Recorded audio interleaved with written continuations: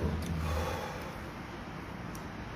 Dalam sebuah hadis an Abu Dzar Al-Ghifari radhiyallahu anhu an Nabi sallallahu alaihi wasallam qala awsani hiddi bi khamsan arhamul masakin wa ujalisuhum wa anzur ila man tahti wa la anzur ila man huwa fawqi wa an asil rahim wa in adbara wa an aqula bil haqq wa in kana murra wa an aqula hawla wa la quwwata illa billah aw kama qala riwayat al-Imam Ahmad. Hadis sahih. Baik. Hadis ini diriwayatkan daripada Abu Dzar Al-Ghifari radhiyallahu anhu, yang mana diambil daripada Rasulullah. Abu Dzar Al-Ghifari ini banyak kita cerita. Nama sebenarnya dia adalah Jundub bin Junadah. Dia wafat pada tahun 32 Hijrah di zaman Khalifah Sayyidina Utsman. Dia Abu Dzar Al-Ghifari ini dia pilih dalam hidup dia ni, dia nak hidup susah. Dia tekad dalam jiwa dia nak hidup atas dunia ni, dia nak hidup dalam keadaan dia susah. Sehinggalah susahnya dia ni, sehingga dia mendapat bantuan daripada Baitullah, daripada setiap bulan daripada kerajaan. Abu Dzar Al-Ghifari ini dia suka melawan. Dia lawan Sayyidina Utsman. Dia marah pada Sayyidina Umar pada masa pemerintahan Sayyidina Umar. Dia marah pada Sayyidina Umar sebab ada beberapa polisi yang dia tentang, tapi tidak sampai dia buang melampaui. Tapi ada polisi-polisi yang dia marah kepada Sayyidina Utsman. Antaranya dia menganggap bahawa Sayyidina Utsman ini banyak menghabiskan harta kerajaan ini dengan memberi bantuan kepada rakyat. Habis harta kerajaan pemerintah harta kerajaan ini kerana untuk sumber kepada rakyat. Sebab Datuk Najib buatlah. Sayyidina Utsman dia main perangai. Duit kat mana orang dapat cukar-cukar ni, dia bagi kepada rakyat. So, dia malu. Yang kedua, dia malu kepada Sayyidina Utsman ni kerana Sayyidina Utsman ni banyak semasa mana pemerintah dia melantik anak-anak dia dalam jawatan-jawatan utama. Dia latih adik-adik dia jawatan-jawatan utama. Dia latih anak-anak dia, pok saudara dia, pok sepupu dia dalam jawatan-jawatan utama dalam kerajaan. Tapi hal ini dijawab oleh Sayyidina Utsman. Sayyidina Utsman kata dia bukan latih atas dasar anak-anak, tetapi di atas dasar kelayakan. Boleh kita latih anak-anak kita dalam jawatan sebuah kerajaan negeri dan boleh, tidak ada masalah. Tapi mestilah anak-anak yang dia latih itu mestilah berkelayakan. Kalau anak-anak kita bawa ciri mana melatih, tak boleh. Itu bercampur dengan undang polisi Islam. Sehingga dia ini dibuat dialog. Abu Dzar Al-Ghifari dia dibuat dialog bertamsyid di satu tempat yang bernama Rabazah. Satu tempat yang terpencil yang tidak ada manusia lalu pada itu. Sehingga dekat dengan dia nak mati, kita dah cerita dulu, dia tidak ada kain kafan, hanya 2 kain kafan untuk nak bumi ke jenazah dia. Sehingga bini dia ni menangis. Kalau tidak ada, menangis bukan kerana dia nak mati, menangis kerana tidak ada orang yang nak gali kubur dia, tak ada orang, tak ada kain kafan nak kafan dengan dia. Sehingga dia kata ke bini dia, tak suruh singgah. Sebab dia teringat Nabi kata bahawasanya ada seorang daripada sahabat-sahabat Nabi ini akan mati di satu kuasa terpencil yang mana dia tidak ada kain kafan untuk menutupi jenazah dia. Tetapi ada satu rombongnya akan mari dan akan menyunatkan, memberikan kafan dan juga akan menghubungi dia. Jadi dia ayat kepada bini dia, dialah maksudnya Nabi kata. Sebab masa dia kata tu, saya dia bersama dengan Nabi, duduk dalam masa Nabi kata ni, semua mati tu. Tinggal dia seorang lagi tu. Jadi betul lah sebagaimana yang Nabi royak ni.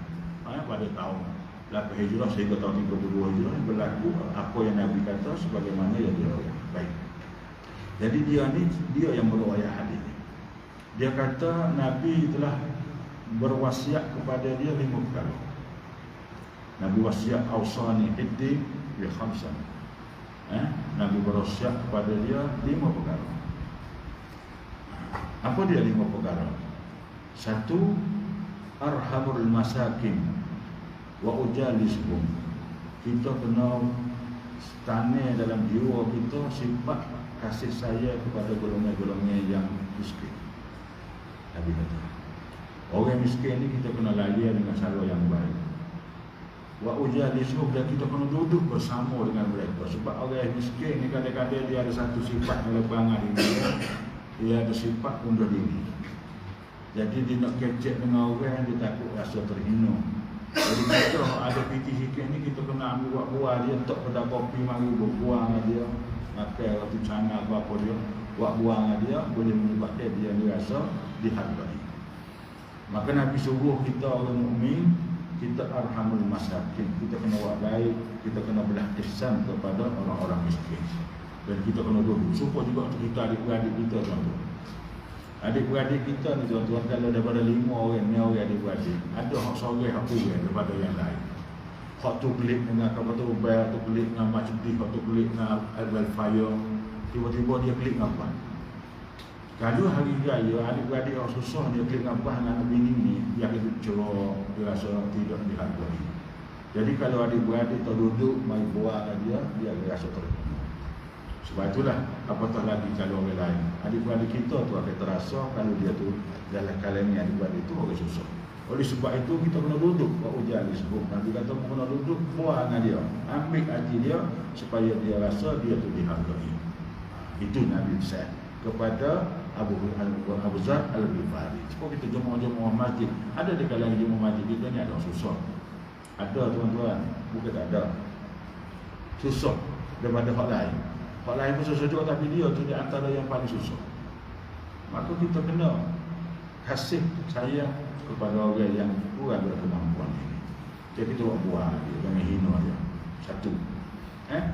Sebab itulah kita kalau ada TV ni, kalau boleh kita buatlah setakat mana yang kita ada, kita mampu, kita buatlah. Jangan yang kita rasa bahawasanya dia ni mana tidak perlu dihargai dia. Saya nak bawa satu hadis ni. Hadis ni berkenaan dengan hak golongan-golongan miskin. Baik. Riwayat daripada berkenaan dengan harta. Kita baca tu minggu 2 minggu lepas tuan-tuan. Minggu lepas saya tak mahu ni. Hak Nabi naik atas sumber, Nabi tengok cucu dia berlari, tiba-tiba cucu dia upok, Nabi turun bawah, Nabi ambil cucu dia, letak kat sisi dia, Nabi kata sadaqallah. Innamal amwalukum wa auladukum fitnah. Betul lah kata Allah bahawasanya anak-anak dan harta bina ni, harta benda ini adalah fitnah. Harta ni tuan-tuan, tak kena buat dia jadi bala kepada kita. Harta. Kalau kita terlalu sayang dia jadi bala. Dah, harta ni. Baik-baik dengan harta. Banyak yang berkenaan dalam Al-Quran ini disebut berkenaan dengan harta. Satu riwayat daripada Jabir Ibn Abdillah radhiyallahu anhu qala sami'tu Rasulullah sallallahu alaihi wasallam. Kata Jabir, aku dengar Nabi sallallahu alaihi wasallam bersabda. Nabi kata, yaqulu ma min sahibil ibil la yaf'al fiha haqqaha illa ja'a yawmal qiyamah aksara ma kana qattu wa qa'ada laha biqa'in qarqarin tastannu alaihi biqawa'imuha wa akhfa biha. Nabi kata Jabir, dia pernah dengar Nabi bersabda. Nabi kata mana-mana di kalangan orang mana-mana atas dunia ni, dia ada mengembala unta. Dia ada dia pera unta. Dia pera unta. Dalam keadaan atas masa mana di dunia dia pera unta, tetapi la yaf'alu fiha haqqaha, dia tidak mengeluarkan hak dia, hak terhadap harta dia. Illa ja'at yaumal qiyamah, kecuali akan datang pada hari kiamat nanti aksara ma kana qattu wa qa'ada laha biqa'in qarqar. Di hari akhirat nanti Allah letak dia di satu tengah padai yang luas. Dia tengok padai yang luas. Kemudian utah hak dia, hak patut dia keluar, hak zakat dia atau harta yang dia patut dibagi-bagi ke orang, dia tak keluar.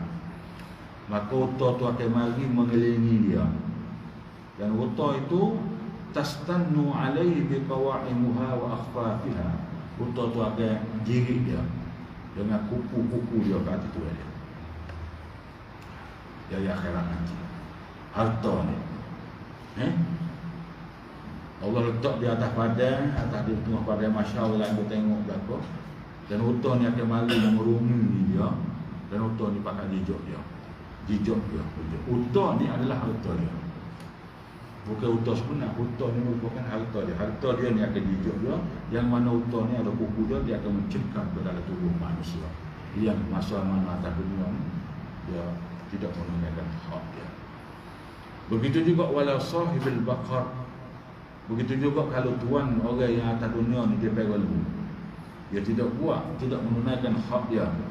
Begitulah juga Allah. Nabi kata akan datang pada hari kiamat, dia akan diletakkan biqa'in qarqarin, tanah tanqahu biquruniha. Lembu ni akan menanduk tu dia. Akan tanduk tu dia, tanduk dan jijak dengan kuku-kuku dia. Begitu juga wala sahibul ghanam. Begitu juga orang yang semasa mana atas dunia ini dia pegang kambing, dia tidak menunaikan hak dia. Begitulah juga akan dibuat oleh harta dia terhadap dia, yang mana laisa fiha jamma'un wala munkasirah kurnaha. Pada hari itu tidak ada lembu ataupun kambing yang tidak ada tanduk. Semua kambing dan lembu itu mempunyai tanduk yang amat sempurna, yang sesuai untuk tanduk itu ya, kata Rasulullah. Begitu juga wala sahibul kanzum, orang yang suka simpan harta. La yaf'alu fihi haqqah, dia tidak menunaikan hak dia. Illa jaa kanzuhu, kecuali akan datang pada hari kiamat nanti, wang yang dia simpan itu akan mari dalam bentuk sujaan aqra, bentuk seekor ular yang berbisa. Orang yang simpan harta, saya simpan harta. Kadang-kadang kita ni manusia ni, kadang-kadang manusia ni ada harta dia suka beli tanah. Orang itu suka buat. Kadang-kadang ada manusia ni dia ada harta dia suka beli kereta. Tukar kereta tu, mau kereta jujur kereta. Kereta dia sepelip pak, jujur mati. Ada setengah manusia ni dia tak suka beli kereta, tak suka beli tanah, tapi dia suka tengok dalam bank ni akaun dia tu semakin bertambah. Jadi harta yang dia simpan ni tuan-tuan akan mari pada hari akhirat nanti dalam bentuk bukan sebagai harta, tetapi Allah tukarkan harta itu sujaan aqra. Yutba'uhu fatihan fa. Yang mana mula ni harta kita ni akan sentiasa buka mulut nak mana kita. Yang hamba kita dia akan mengikuti kita dengan mulut yang ternganga. Yutba'uhu fatihan fa. Yang mulut pada dia mengikuti kita dalam keadaan nganga mulut nak kekoh kita, harta kita. Fa iza atahu farra minhu. Apabila ular tu mari dekat kita, kita akan lari. Begitulah kita akan lari, ular mari dekat kita lari. Fa yunadi, kemudian dia terdengar satu suara di padang mahsyar. Dia dengar satu suara, khuz kanzuk allazi qabba'tuhu fa ana anhu ghaniyyun. Dia dengar satu suara yang menyuruh nama dia. Dia kata suara itu, khuz kanzuk, ambillah ini harta. Bapa mu lagi, ambillah harta yang bersimpan semasa mana atas dunia ini. Anak ambil. Allazi khabbatuhu, sebagaimana yang telah kamu simpan dalam pemendaharan kamu. Wa ana anhu ghani, dan aku pada ketika itu dia kata aku sudah kaya. Aku tidak perlu lagi kepada harta. Aku perlu harta ni semasa mana masa hidup atas dunia dulu. Masa tu aku perlu. Bukan aku nak, tapi perlu menunaikan hak yang aku wajibkan kepada kamu. Tapi di akhirat nanti Tuhan kata fa ana anhu ghaniyun. Aku sekali lagi tak perlu kepada hartamu, kerana aku sekali lagi sudah kaya dan aku memiliki segala kekayaan. Ambillah ini hartamu. Inilah bahagianmu. Ulai yang sentiasa mengejarmu untuk mengakanmu.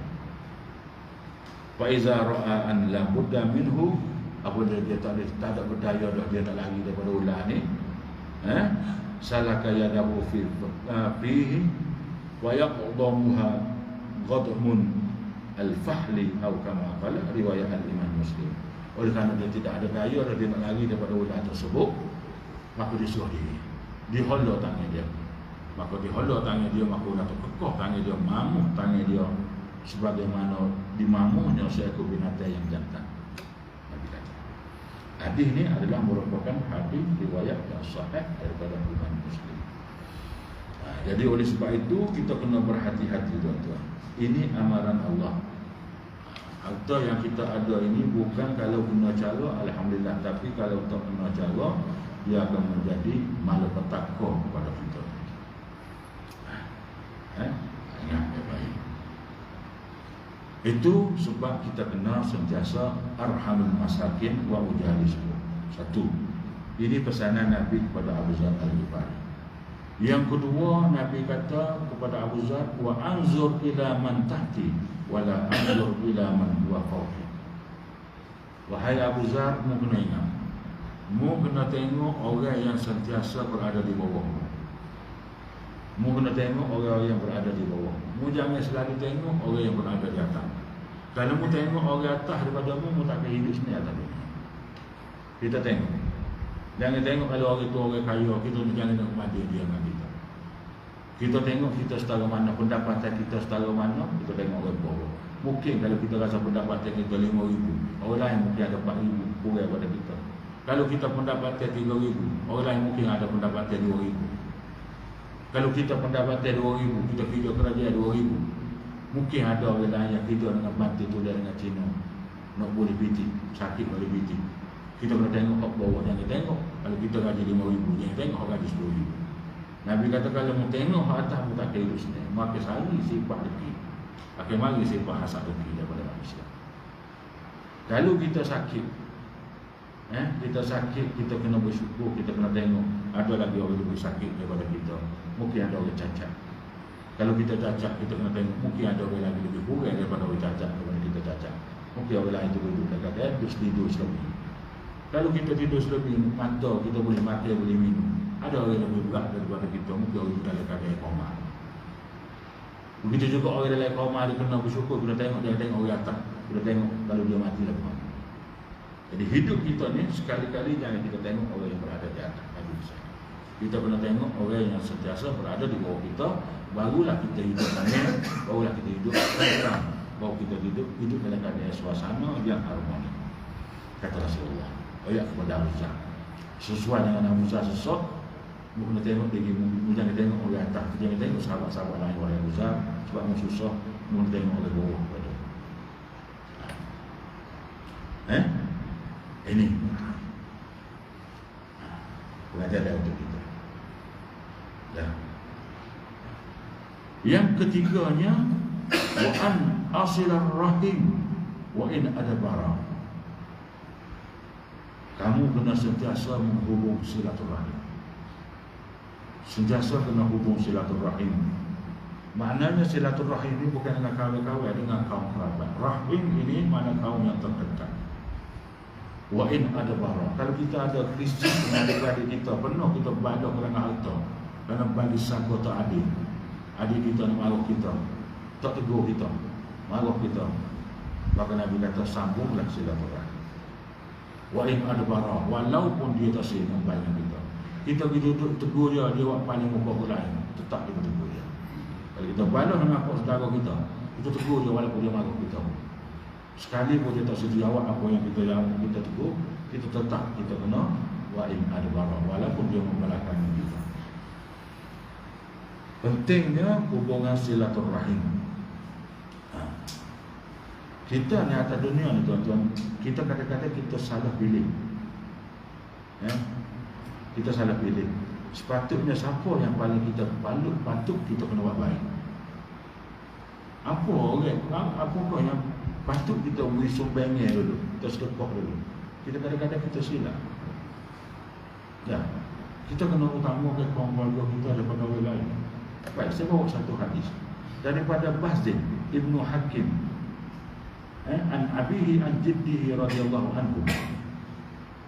Daripada Bahzi ini tabi'in. Ayah dia ni Hakim ni tabi'in. Tak jumpa juga Nabi. Anak Bahzi tabi'in. Al-Hakim ayah dia ni tabi'in. Datuk dia ni barulah sahabat Nabi. Tuk dia. Jadi tuk dia kata tuk dia cerita hadis ni, tuk dia tanya, kata qultu ya Rasulullah. Dia tanya, aku bertanya kepada Rasulullah, man ubarru ya Rasulullah, dalam ramai-ramai manusia ni siapakah yang patut aku buat baik sekali, hak paling layak aku buat baik ya Rasulullah, dalam ramai-ramai di kalangan manusia ni atas dunia ni, siapakah yang baru, yang paling molek, hak paling terbaik untuk aku buat baik.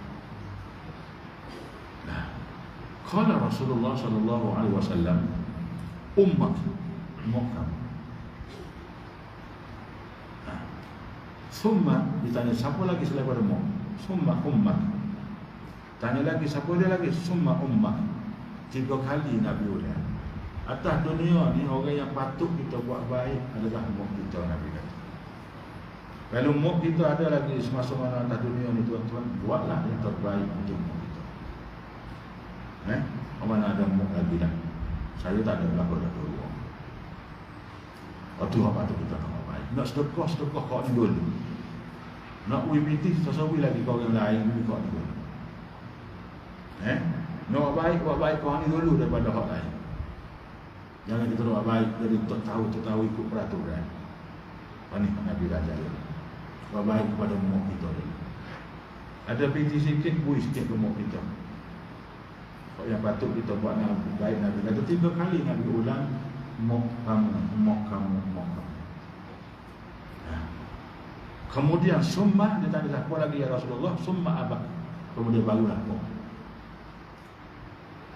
Kecek dengan mok yang baik.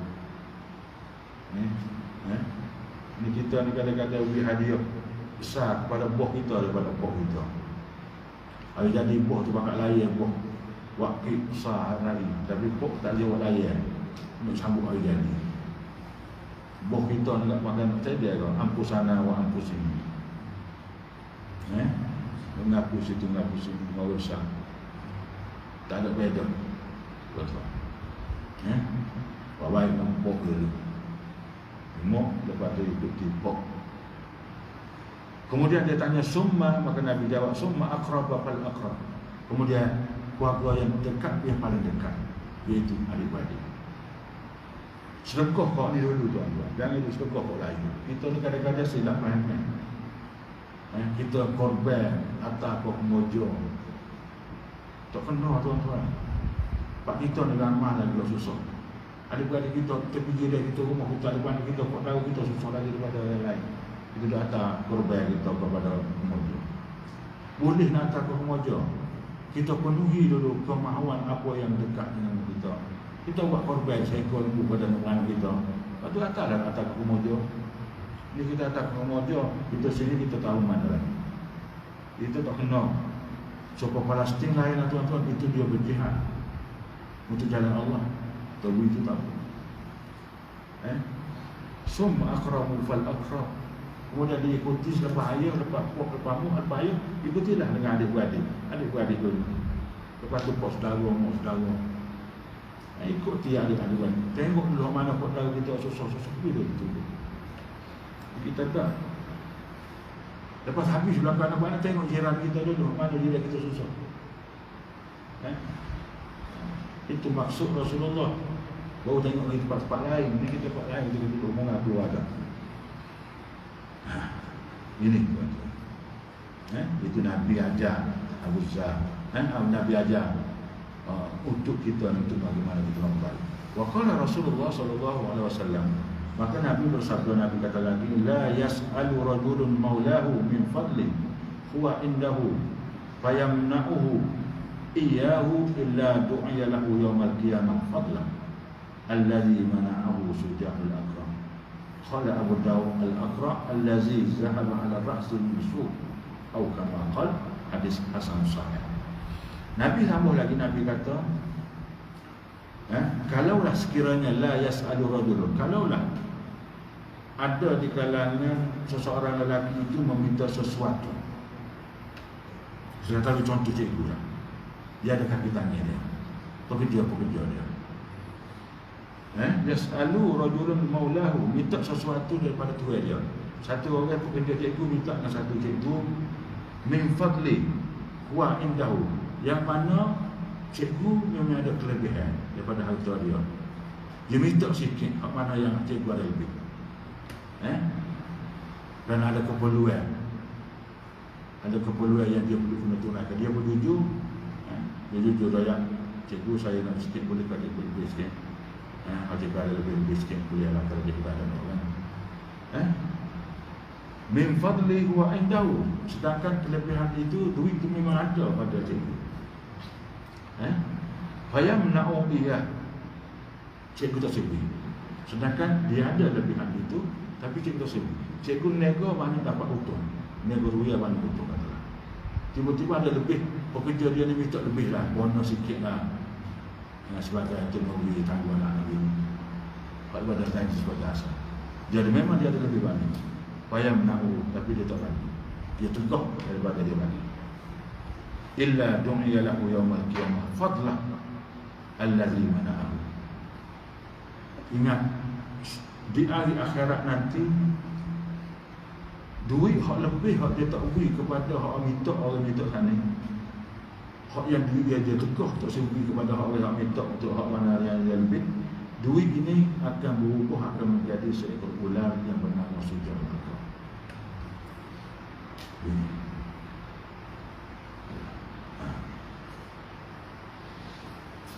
Akan jadi seekor ular. Duit yang kita simpan lebihan, bukan hak hasar, lebihan yang kita sepatutnya kita beri, maka duit ini Allah ubahkan duit itu menjadi seekor ular Sujahul Akram. Kata Abu Dawud al-Aqra allazi zahaba ala ra'sihi musuq. Ular ni, Aqra ni, oleh kerana dia kepala botok, oleh kerana terlalu bisa belajar, menyebabkan tak ada sisi atas kepala dia, sehingga ular ni jadi botok kepala dia untuk nak tujuan kekeh tuan dia. Hadis ini adalah hadis hasan sahih riwayat daripada Imam Abu Dawud. Ini tuan-tuan, ingat. Jadi oleh sebab itu, wa an asila rahim, wa'ala, hubunglah silaturahim. Apa mana yang ada kekurangan, bantulah mereka. Dan jangan awak kutip bala dengan pokok kaum kerabat. Kalau ada bala tetap harta saka, awak baik-baiklah. Tak sudahan. Kita baca dahulu hadis, mana-mana orang yang bala atas dunia ni, segala doa yang dia doa kepada Allah, Allah akan pending dulu. Allah tahan dulu sehingga dia berbaik. Selagi dia tidak baik, selagi itu doa dia tak sampai, Allah tak terima. Sehingga dia baik, barulah doa itu akan dipilih oleh Allah untuk dimakbulkan. Ingat, tak besarnya bala. Kena berhati-hati. Sentiasa menghubung. Sebab patah lagi kita bala dengan bala. Bala dengan sayang itu sudah. Sama-sama jemaah kita bala tak berhati. Kita nak ngiri ke bala tak boleh. Sambung silaturahim. Jadi harta, kesimpulan saya nak ayat di sini tuan-tuan, harta ni yang kita ada ni, kadang-kadang dia menjadi bala kepada kita. Bala. Kita tak apa. Kadang-kadang mana jadi bala kepada kita. Masa mati juga, di Masjid Al-Qudus semua dengan mahal mati. Sampai sehari itu sewaktu zuhur dia boleh sekali mati.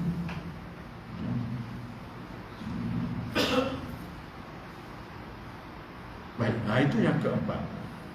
Yang kelimanya pesanan Abu Zar, Rasulullah kepada Abu Zar, wa an aqula bil haqq wa in kana murra. Kita kena bercakap benar walaupun perkara itu pahit. Kita hidup atas dunia ni tuan-tuan, kita nak kecek betul. Walaupun benda itu pahit, walaupun benda itu sukar untuk kita royak, tak kita kena royak. Walaupun benda itu pahit.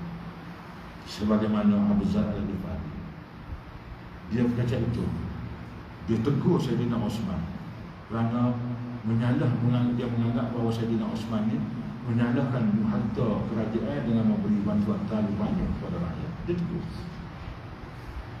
Dia tegur Sayyidina Osman. Kenapa Sayyidina Osman dalam perjawatan banyak memilih anugerah? Dia tegur. Tapi kita lah ni kita tak tegur tuan-tuan. Kita tak tegur boh-boh kita. Saya tuan-tuan, semasa mana saya hidup PBD tuan-tuan, saya tak peduli. Semua dengar saya. Saya straight, saya tak elak kau ni. Boh saya, saya nak tepuk meja main-main, kata orang. Lagi pertukar dia cikgu ni. Kalau orang mengadu saya pergi sekolah tu mengadu saya tengok apa dia dekat Islam. Cikgu ni mengadu saya keroyak ke Haji Suding. Atas cikgu ni tak cukup. Saya Haji Suding. Kalau lepas 2 minggu, 3 minggu dia tengok dalam masalah saya datang ni bengong. Aku ayat dah orang ni dia situ masuk cikgu situ bengong. Saya kata betul kan? Bengong kan? Saya straight tuan-tuan, saya mulut yang ni, saya buat straight. Apa ni SSB, apa ni sistem ni, menetai mereka ni. Saya tengok rapor dari orang lain. Dia sepatutnya kalau kita 92.5, baru lepas tu kita kena 92.6. Itu anak Aisyah tak apa dah. Dia kena anak Aisyah mau tengok tu, nanya kau kan. Dia buat 96.5, lepas tu lepas tu buat 95.4. Lepas tu naik dulu. Saya kata bengong mana buat ni? Saya kata kau begini. Pak bengong mana buat ni? Buat lapor yang bagi. Bengong saya story saya kata. Waktu saya masuk saya painting untuk buat hadiah saya. Untuk panggil pun saya jemputkan. Orang boleh belakang rice cooker. Saya tak ada sahabat. Orang jemput tangan yang saya painting. Tak pernah si painting ni, mana putih, tak tengok ni. Irain, semua irain belakang. Tapi tak irain, saya tak panggil pun saya jemputkan. Orang dapat rice cooker, harga 100 lebih. Saya tak ada sahabat. Pasal orang tepuk tangan yang saya painting. Orang suka. Buat saya straight. Sebab saya tak elak Allah. Lepas tu saya pergi hadis Nabi wa an aqula bil haqq wa in kana murra. Cakap betul, saya tak takut tak naik makan tak apa. Saya tak peduli. Lah ni yang saya mengajar ni kurang sikit ni. Sekali anak lagi saya mengajar. Sekali mengajar tempat lain dulu. Sebelum saya main mengajar sini, mengajar macam apa tu. Mengajar mana-mana kontroversi. Saya kata betul kan. Saya peduli apa pun. No, saya panggil tu saya. Telefon masak bawa ngajar saya pun juga dah. Ini yang selu dalam ini dia tak buat lah. Dia kata pedih lengok bawa tuan-tuan. Dia kata sungguh. Ini nasib baik ni bahasa alah tua kita buat anak tu. Tua. Masa zaman muda dulu tak ada kau kan. Tapi straight bukan straight. Kita betul. Boh tak dia. Mengaruh satu pemain job belakang. Tanya buat tahu bos saya Haji Razak ni nali tepuk meja mengarah puncak mengarah memang lain tukar betul habis tukar di sekolah boleh apa sebab kita pegang wa annahu bil haqq wa in kana murra cakap benar walaupun benda tu pahit asal kamu dulu kita kena pegang biar tak tahu orang juga semua orang takut ini tak kena tukar macam-macam. Saya kadang-kadang hati ni waktu saya baca kadang-kadang saya amat sebenarnya.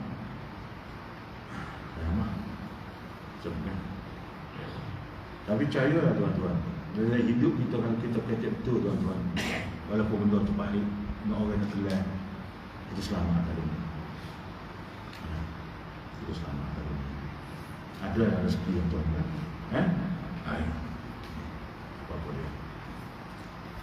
Sebab tu saya masuk di begini dulu. Saya straight dengan cikgu-cikgu. Siapa kata tak pernah sini masih gila puasa.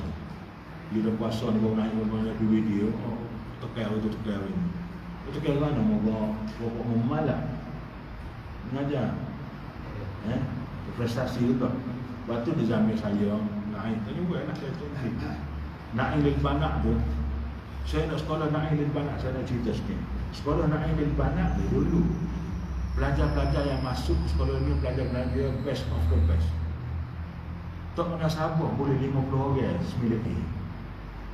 Calon 121 orang boleh 5A. Boleh abang ni 9A. PMR. Tak kena sabar saya kata. Bengong kata Pok Cikgu. Sepatutnya paling-paling kurang lebih pada bagi dua. Kena boleh 9A. Sekolah naik lepas. Saya malu saya pakai dengan Mu'arwah Haji Zahari. Tahun depan naik daripada 50 tuan-tuan. Naik kepada 90. Daripada 90 naik 92. Daripada 92 naik 94. Daripada 94 naik 95. Dia tak tahu naik. Hasil saya kata. Hasil. Calon kekal 121 orang. 121 orang calon boleh 90 orang. 9A bayangkanlah naik di mana. Saya top masuk. Saya tak tahu semua. Orang kata semua tak Razi ngamul hadis hari ini mulu. Dia peduli apa? Asalkan anak tuan-tuan berjaya. Anak saya tak ngaji kalau nak di mana. Tapi anak tuan-tuan harus masuk situ berjaya. Macam mana? Sehingga ada 45 orang yang buat dalam jurusan betul-betul. Bangga. Tahu. Dah sekali bawa cikgu respect. Lama 3 tahun pada duduk di bawah respect. Oh hebat sangat. Saya turun daripada PD. Betul tak baik? Betul. Prestasi PMRS pendidikan Islam. Dia juga masuk subjek lain. Saya raya. Okey. Yang seterusnya, masuk Israel lah. Aku mau ingin baca lagi. Yang terakhir sekali wa an aqul la haula wala quwwata illa billah. Dan Nabi kata bahawasanya mungkin ingat, mungkin selalu kata la haula wala quwwata illa billah. Atau kama apa riwayat Imam Ahmad sahih. Kita kena kata semua sepanjang hidup kita ni la haula wala. Apa makna la haula wala quwwata illa? Kita tidak ada daya, tidak ada kekuatan tuan-tuan, melainkan dengan izin Allah. Kita tak boleh mari di masjid ni, kita tidak ada daya. Dalam dia hujan ni, kita tak boleh mari. Tapi kita mari ni kerana Allah yang menunjuk kita mari. Kekuatan tu mari Allah. Kita tidak ada kekuatan.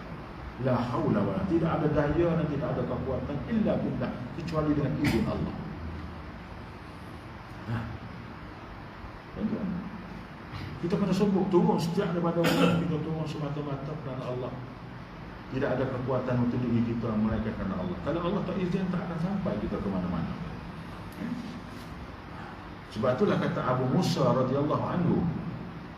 Daripada Abu Musa dia kata sami'ani Nabi sallallahu alaihi wasallam. Nabi telah dengar aku baca an aqulu la haula wala quwwata illa billah. Kata Abu Musa, Nabi dengar aku baca la haula wala quwwata illa billah. Maka Nabi kata, qala Nabi sallallahu alaihi wasallam, lantas Nabi kata kepada Abu Musa, ya Abdullah ibn Qais, wahai Abdullah ibn Qais, ala adulluka ala kalimatin min kunuzil jannah. Muna pada kalau aku cerita kepadamu, aku tunjukkan kepada kamu satu perkataan yang mana dia merupakan satu perkataan yang menjadi pembendaharaan surga. Min kunuz al-jannah. Bunuh pada wahai Abu Musa, aku nak cerita kepadamu bahawa ada satu perkataan yang mana perkataan ini menjadi pembendaharaan syurga. Qultu, katanya Abu Musa, bala ya Rasulullah. Ya Rasulullah. Qala Nabi, qul la haula wala quwwata illa billah. Atau kama qala riwayat Ibnu Majah. Hadis sahih. Katalah semua la haula wala quwwata illa billah. Duduk di mana saja katakanlah. Dan mengikut Anas dan mengikut hadis daripada Anas bin Malik, Nabi bersabda, Nabi kata, man qala bismillah tawakkaltu ala Allah la haula wala quwwata illa billah. Man qala, barang siapa yang berkata, yakni kharaja min baiti, Apabila dia keluar saja daripada rumah dia kata bismillah tawakkaltu ala Allah. Nak keluar daripada rumah, kata Rasulullah, dia ucap bismillah dengan nama Allah. Tawakkaltu, aku berserah kepada Allah, yang mana aku tidak ada daya upaya melainkan dengan izin-Mu ya Allah. Yuqalu lahu, malaikat akan kata kau itu. Setiap kali kita keluar daripada rumah, Nabi kata, kita kata bismillah tawakkaltu ala Allah la haula wala quwwata illa billah, maka Nabi kata malaikat akan ucap kepada kita kufita. Malaikat akan kata kita kufi, cukup bagi engkau, cukup. Allah kata cukup. Malaikat kata kita kufita wa huwa wuqita, dan kamu akan aku tolong. Cukup dan aku akan tolong. Allah akan tolong kamu. Wa tanha 'anil syaitan, anhu syaitan. Wa tanha 'anhu syaitan, dan akan dijauhkan daripada gangguan syaitan. Pada siapa yang kata bismillah tawakkaltu 'ala Allah la haula wala quwwata illa billahil aliyyil azim. Ini tuan-tuan, amalan. Dan lagi riwayat daripada Ubadah bin Samit radhiyallahu anhu an Nabi sallallahu alaihi wasallam. Nabi kata man ta'ara min al-lail wa qala la ilaha illallah wahdahu la syarika lah, lahul mulk wa lahul hamd, yuhyi wa yumiit wa huwa ala kulli syai'in qadir, subhanallah walhamdulillah wa la ilaha illallah wallahu akbar, thumma qala Allahumma ghfirli aw du'a ustajib lahu fa inna tawadda'a thumma shalla qubilat salati. Riwayat al-Imam Bukhari. Kata Ubadah bin Samit, dia kata siapa yang bangun tengah malam, sama ada bangun nak kecil ke, sama ada bangun nak buat susu anak ke, ataupun bangun nak tengok cucu ke, atau bangun nak sembahyang, ataupun apa saja kita bangun, asalkan bangun tengah malam, maka Nabi suruh kita kata faqala la ilaha illallah wahdahu la syarika lah, lahul mulk wa lahul hamdu yuhyi wa yumiit wa huwa ala kulli syai'in qadir, subhanallah walhamdulillah wa la ilaha illallah wallahu akbar. Kata perkataan itu. Kemudian lepas kita kata tu, kita akan tanya sikit, Allahumma ghafirli, ya Allah ampunlah dosa. Summa doa, kemudian ambil doa sikit. Ganti tuan-tuan ni, ya Allah berikanlah kesejahteraan kepada anak-anakku ya Allah, selamatkanlah anak-anakku daripada segala masalah ya Allah. Cukup ustajib lahu, nescaya Allah akan makbul. Jangan banyak doa tu, gak dia hak utama. Allahumma firli, Allahumma firli, Allahumma firli, ya Allah selamatkanlah umatku daripada segala gangguan. Cukup ustajib lahu, nescaya Allah akan makbulkan doa kita pada masa itu. Fa inna tawadda'a, dan sekiranya kita tambah lagi, kita pergi ambil air sembahyang, summa shalla, kita pergi ambil air sembahyang, kita bangun, kita baca ni, kita doa, kita tambah lagi, fa inna tawadda'a, sekiranya kamu ambil air sembahyang, summa shalla, kemudian kamu ikuti dengan sembahyang, maka Nabi kata qubilat salatu, nescaya Allah akan terima mana-mana doa sembahyang kita. Ke mana-mana Tuhan terima. Hadis ini ada sahih riwayat Imam Bukhari. Mayalah lagu mana pun, mana-mana pun Allah akan terima sembahyang. Sebab itulah tuan-tuan, kita bersing besarnya antara perkataan kalimah. Dan satu lagi yang terakhir tuan-tuan, daripada Abi Aufa radhiyallahu anhu. Abi Aufa katanya, ja'a rajulun ila Nabi, ada seorang lelaki datang bertemu dengan Rasulullah. Faqala inni la astati'u an akhadhu syai'an min al-Quran. Dia kata, ya Rasulullah, ada mari seorang lelaki bagi jumpa Nabi, dia kata, ya Rasulullah, ambon ya Rasulullah, ambon tak pandai apa satu ya Rasulullah, ambon nak baca Quran tak pandai, tak pandai langsung ya Rasulullah, apatah lagi nak memahami Al-Quran, apatah lagi nak hafal Quran, ambon tak pandai langsung. Segala melibatkan dengan Quran, Hamba tak tahu, nak nulis pun tak pandai, nak baca pun tak pandai, nak ngapa pun tak boleh, nak bahaya pun tak boleh, ya Rasulullah. Maka fa'allimni syai'an yuzijuni, maka ajarlah aku, ya Rasulullah, yang mana engkau ajar ni satu sesuatu yang mana boleh menggantikan minal Quran, gantikan Quran. Aku tak pandai apa satu. Kau mana-mana tak pandai baca Quran langsung. Maka apakah benda yang boleh diganti dengan aku tak pandai, ya Rasulullah? Faqala Nabi sallallahu alaihi wasallam, "Qul," katakanlah, subhanallah walhamdulillah wala ilaha illallah wallahu akbar. La haula wala quwwata illa billah. Atau kama qala riwayat An-Nasa'i. Katalah itu. Insya-Allah ganjaran pahala kita usaha tak kena baca Quran ada mana-mana sekali lagi. Allah ridha. Kalau kita baca ni insya-Allah ganjaran pahala yang Allah bagi sama sebagaimana kita membaca Al-Quran. Bagi orang yang tak pandai, tapi bagi orang yang pandai teruskanlah membaca Al-Quran. Jadi 5 perkara ini tuan-tuan ambil perhatian. Satunya saya ulang wasiat Rasulullah, buatlah baik kepada orang miskin. Kita kena tengok orang yang di bawah kita, jangan tengok pada orang yang di atas kita. Yang ketiganya, selalulah silaturahim walaupun kita ada bala, tetap tegur ya. Yang keempatnya, bercakaplah benda-benda yang baik, benda yang betul walaupun benda itu pahit. Dan yang kelima, sentiasalah mengatakan la haula wala quwwata illa billah. Mudah-mudahan dengan perjumpaan kita pada hari ini dapat membawa keberkatan kepada dalam kehidupan kita. Jadi setakat dulu, insya-Allah kita bertemu di masa. Aku liqauli hadza wa astaghfirullah li wa lakum. Wassalamualaikum warahmatullahi wabarakatuh. A'udzu billahi minasyaitonir rajim. Bismillahirrahmanirrahim. Alhamdulillahirabbil alamin. Assalatu wassalamu ala rasulillah. Amin. Wa ala alihi wa sahbihi ajma'in. Allahumma inna nas'aluka khairal ajali wa rafa'na syarrahu. Allahumma alif baina qulubina wa aslih dhata bainina wahdina subul salam wa najjina min adh-dhulumati ila an-nur wa jannibna al-fawahisha ma zahara minha wa ma batan. Allahumma a'izz al-islam wal muslimin. Allahumma ansur al-islam wal muslimin fi Palestin. Allahumma ansur al-islam wal mujahidin fi Palestin. Allahumma alayka bil-yahud wal nasara. Rabbana atina fid dunya hasanah wa fil akhirati hasanah wa qina adzaban nar. Wa sallallahu alaihi wa sallam. Wassalamualaikum warahmatullahi wabarakatuh. Walhamdulillahirabbil alamin. Taqabbalallah.